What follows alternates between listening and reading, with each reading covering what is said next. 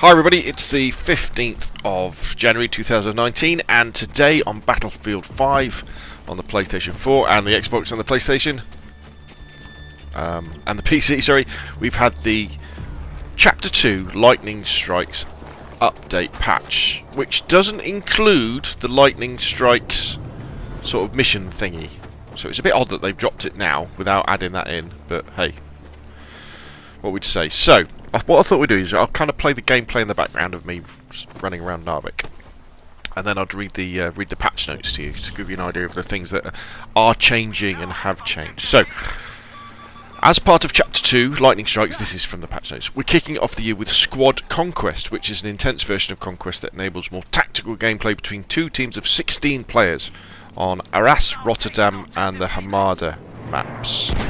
So, you can't play that yet. Okay, you'll play that when Lightning Strikes goes live next week. Sounds interesting. Sounds a bit like Domination to me, though.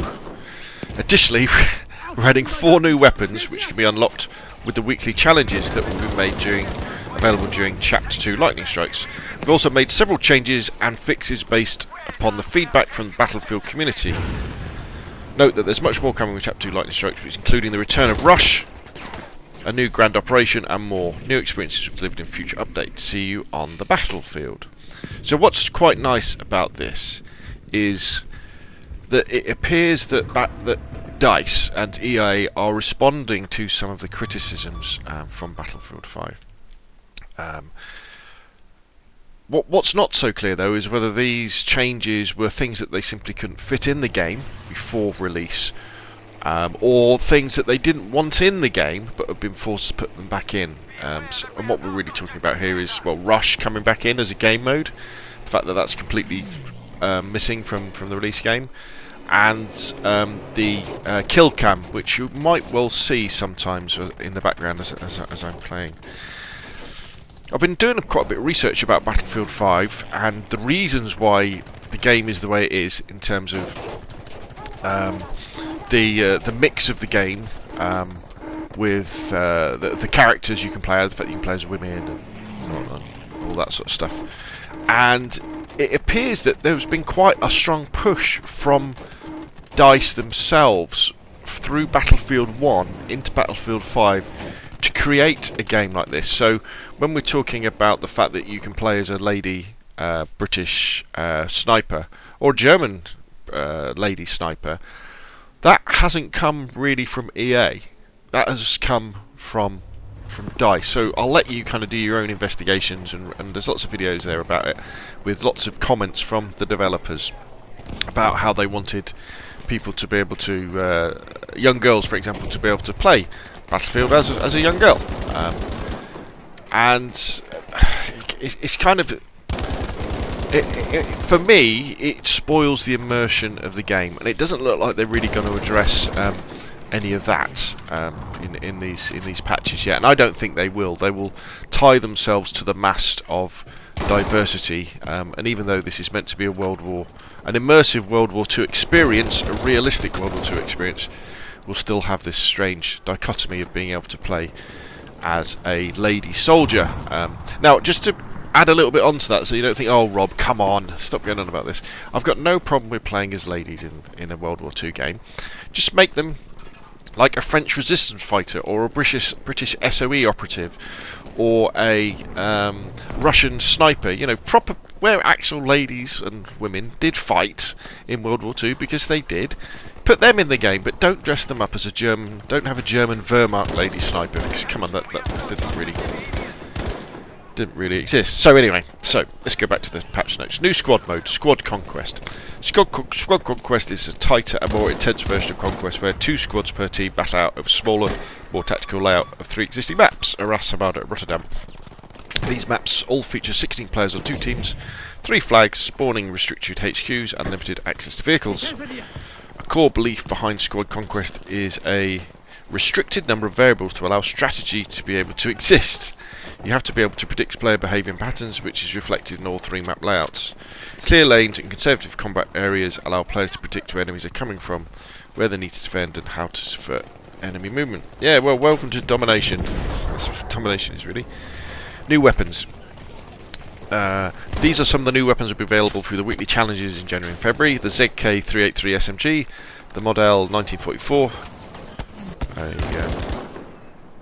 SA, what's an SA? Might be even dumb there, and M1922, which is a medium machine gun. Top issues, fixes and changes, time to death and death experience fixes. The name of the enemy that has killed a player is now shown in the game world when the player has died. This highlights the killer and helps players understand who killed them and from where, especially in crowded situations. Improve the death experience with the addition of a camera that now follows and zooms towards the killer. This is very much like Battlefield 4 and Battlefield 1. This will allow players to understand who killed them and the position of the killer. Improved accuracy of the visual representation of incoming bullets for other players. Tracers should now properly appear to consistently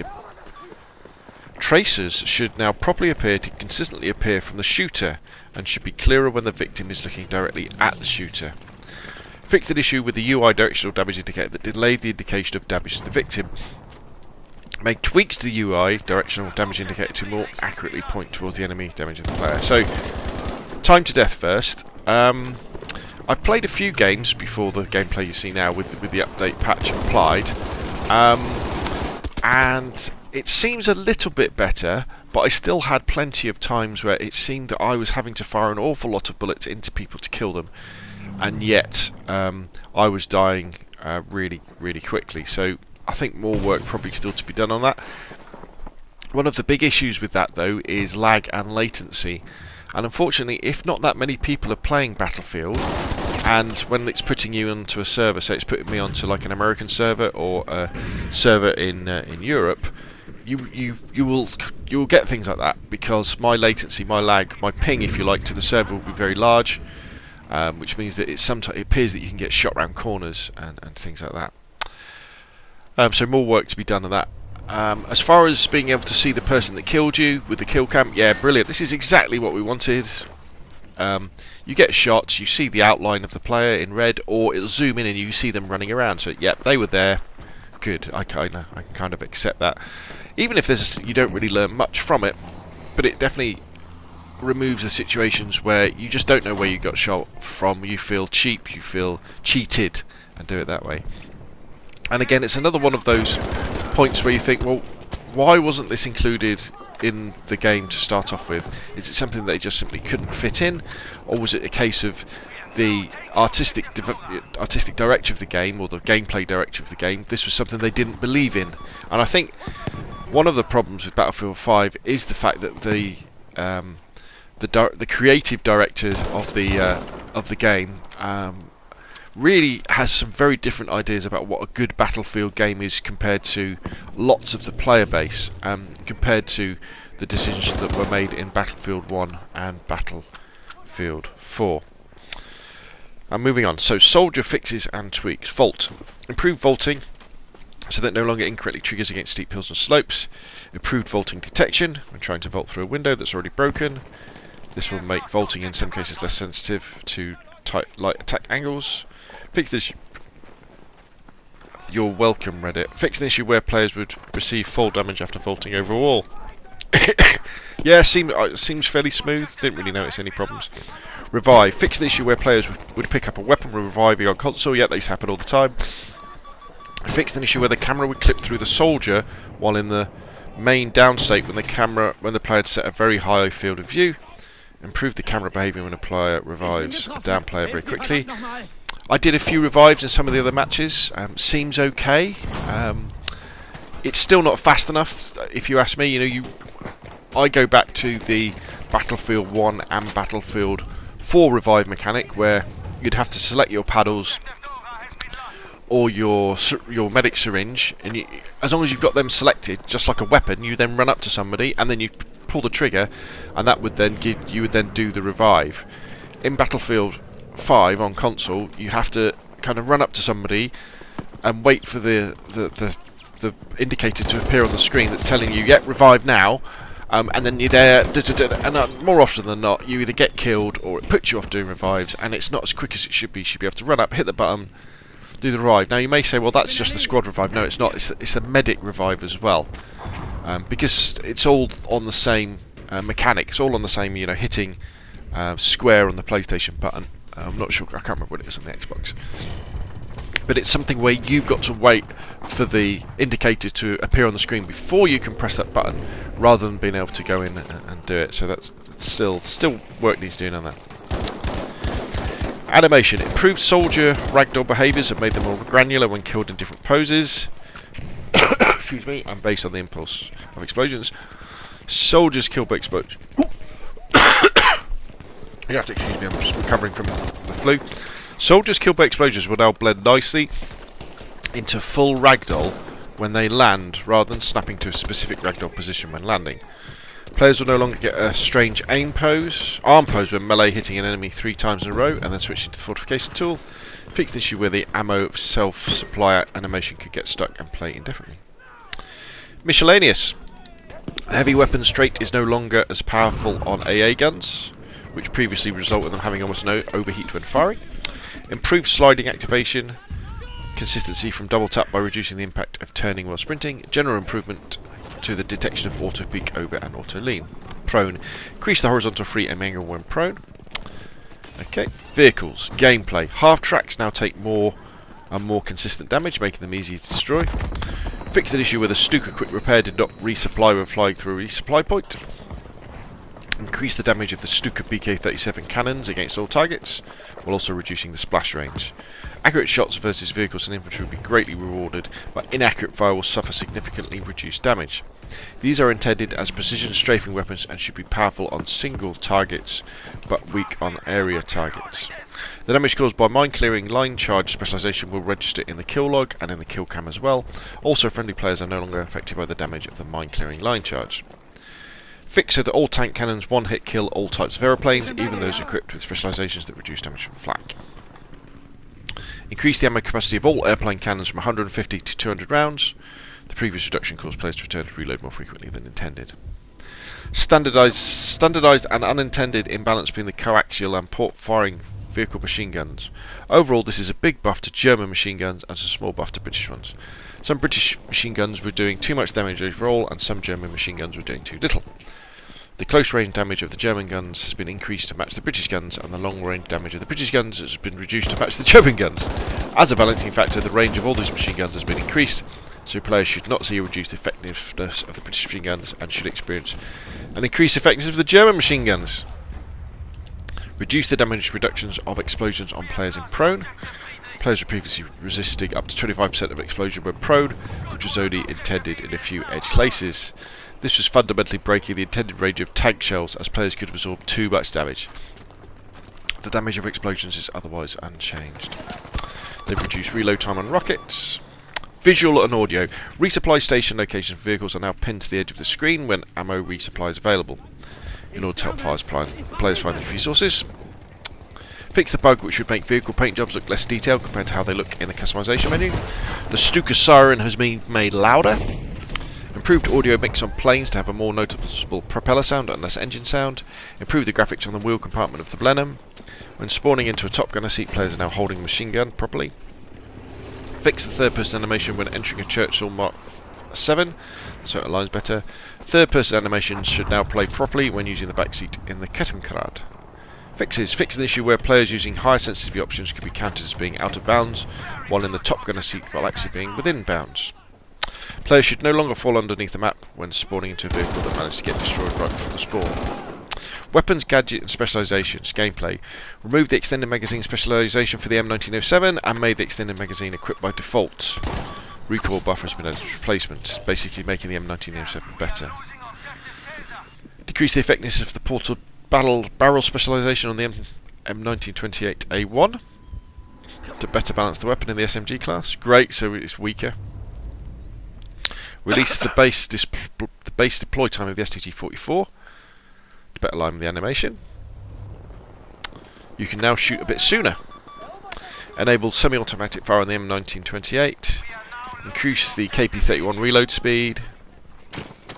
Fix an issue where some weapons were inaccurate for too long when going from sprinting to firing when aiming down sights. This is most noticeable on SMGs. Fix the issue where SMGs and weapons with the enhanced grips and slings and swivel specialisation remained inaccurate when going from sprinting to firing. Made tweaks to SMG weapon positions in hipfire when firing and strafing to prevent the weapons from covering the crosshair. The Panzerfaust no longer has a long delay before being able to fire after switching to the weapon. Here we go. Fix so that the Panzerfaust one hit kills all types of aeroplanes, even when equipped with specializations that reduce flak damage. Reduce the damage of the Panzerfaust. The Panzerfaust is very easy to use and widely equipped. As a fast fire and forget weapon, its damage payoff was still too good against all types of armour. The damage is still high enough, even against heavy tanks, so that a smart player can utilise a dedicated anti-tank loadout to defeat the enemy using skill and tactics. I don't know. I had a go at killing some tanks on the airfield one, the aerodrome one, and it was really difficult. You bang them with 2 Panzerfausts and an anti-tank grenade, and I couldn't anywhere near killing them. Adjusted. Increased throwing knives max damage range from 10 meters to 10 meters from 6.5. Reduced. So you're telling me someone can throw a knife 30 feet to kill somebody? That's an awful long way. Adjusted parameters for explosive damage when being behind cover, so the players behind cover properly receive reduced damage when cover is destroyed. Adjusted damage multipliers for grenades and Panzerfausts versus various barricades, so that multiple grenades are required to tear down a sandbag fortification. The RIC now reloads the correct amount of bullets, even if there's already a bullet in the chamber. If the player revives a friendly while reloading, the reload will now properly get interrupted instead of completing it during the revive animation. Visual. Fix the sling swivel so it no longer floats below the M228. Flicks clipping weapon when firing M1928. Enemies firing no longer have their heads moving backwards while firing, which could cause unpredictable head movements when players try to land headshots. Improve the trajectory of supply patches when thrown towards players. Yeah, they just miss, don't they? Align the optics for the Lati sights when in ADS using the M1997. Fix an issue where the hand pose would break when switching the primary weapon and the ruby pistol. Scope glint. Adjusted the size and intensity of the glints for medium powered scope and high powered scopes. Medium powered scope glints are now smaller and less intense than high powered ones. Kind of makes sense. Push the visible distance for scope glints a bit further. They will now start being visible from longer distances. Fixes. The interaction prompt now properly appears when looking at a spore beacon, if it could be picked up. Yeah, it's still difficult to put down though. Fix the bug where players are unable to switch their secondary weapon when having the M30 drilling equipped when using rifle mode. Reduce the minimum damage of the Gewehr 43 and Subslatter 1916 to 33.5 and 35. Increase the damage of the Mark 6 revolver. 2-hit kill range is now 12 meters. I think that's too high. It means it competes with assault rifles up close. Bang bang. Handling. Buffs to SMGs. In this update, buffs to SMGs in this update are aimed at improving the mid-range combat ability of the medic class. Reductions in recoil and increases in accuracy will allow the SMG used to maintain distance and target when increasing effectiveness overall. See, I don't agree with that. The SMGs should be really good up close. You know, they should kill everybody up close. It should be and you kill people. Because especially like with the Sten, it's too slow firing, and it just means that you can't compete. I don't really want to compete in medium range as a medic. My job is to get in there in the dirty and win those, clear that point with my SMG so that I can revive my teammates. Various other weapon fixes. Maps and modes. Final Stand. Never played it. Never got to that. But you're no longer able to skip revive in this mode. Pandastorm, fixing the issue where there would be lamps floating in the air. Various other little fixes there. Various bug fixes. Audio. Voiceovers are now played when notifying players in the main downstate that you are coming to revive them. Footstep audio has been improved, making walking and sprinting louder for a better gameplay experience, while crouching and crawling generates less sound. So, overall, it's a step in the right direction, but come on DICE, more is needed. Only buy Battlefield 5 if you see it on sale for about £20, okay? But I'll keep you updated on whether we get to a situation where it gets to the standard of Battlefield 1 and Battlefield 4. Until then, only buy at bargain based price, because although it's alright, it's not great. Anyway, that's enough for me. Put your comments down below, and I will see you again soon.